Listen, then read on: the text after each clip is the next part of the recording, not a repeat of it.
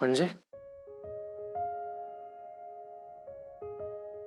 म्हणजे बघ ना, लग्न झाल्यानंतर मी माझं सगळं काम सोडून आपल्या घरावर, आपल्या संसारावरती फोकस केला. म्हणजे हे मी सगळं विलिंगली केलं, ओके, खूप हॅपीली केलं आणि मला मला त्यातून आनंदच मिळाला. बट यु नो व्हॉट, माझी स्वप्न पण आहेत ना, आणि नकळतपणे मी माझ्या स्वप्नांना दुर्लक्षित केलं. अरे म्हणजे अगदी कम्प्लिटली नाही, मी मी गिवअप नाही केला, ओके. तू स्वतःकडे बघ ना, तू तू या स्टार्टअपसाठी स्वतःला किती झोकून दिलंस या कामामध्ये. जो मी तुला दिवस रात्र काम करताना बघतीये, या कामात बुडताना बघतीये, तसं नाही केलं मी रो. मी फक्त वाट बघत बसले एका संधीची. पण आता मला कळतंय की नुसतं स्वप्न बघणं इनफ नसतं. ते पूर्ण करण्यासाठी ॲक्शन्स घ्यावे लागतात, प्रॉब्लेम सॉल्व्ह करावे लागतात, 100% यु नो 100% इन्व्हॉल्व्ह व्हावं लागतं. राईट, म्हणजे ते तर आहेच. म्हणजे आपल्या आईनंच बघ ना, पैसे हवेत म्हणून त्या इतक्या फ्रस्ट्रेट व्हायच्या. इनफॅक्ट आमची सगळी भांडणं पैशांवरून तर व्हायची. एकतर मी पैसे खर्च केलेले त्यांना आवडायचं नाही, मी पैसे खर्च केले की त्या चिडायच्या. पण मला तेव्हा कळायचं नाही की त्या का चिडायच्या.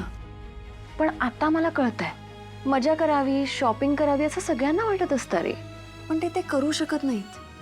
पण मी करू शकते आणि मला त्यामध्ये काही वेगळंही नाही वाटत, कारण मी तशीच वाढली आहे. Right right. आणि आई आई खूप कष्ट करून मोठी झाली आहे ग. आयुष्यभर तिने खूप काटकसरा केल्यात. पण आता बघ ना, आता ते सगळं पे ऑफ होत आहे.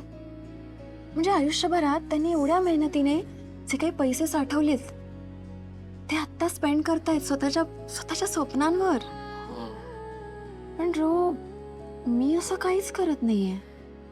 उलट मी संसाराच्या नावाखाली माझी सगळी स्वप्न बाजूला ठेवली आहेत. हो ग, म्हणजे बघ ना, मी आईकडे या नजरेने कधी बघितलंच नव्हतं.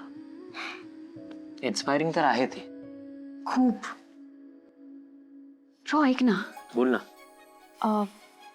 मला एक आयडिया सुचली आहे. काय? ओके, फक्त ऐक. ओके, व्हॉट इफ तू वेगळं आणि मी वेगळं असं काम करण्यापेक्षा आपण दोघांनी एकत्र येऊन एक युनिट म्हणून काम केलं तर? हे तुझं स्टार्टअप वर्कआउट नाही होत, it's okay, no tension. What if you join me? आपण एकत्र खूप खूप भारी काम करू. अरे व्हॉट से, तू देशील मला साथ?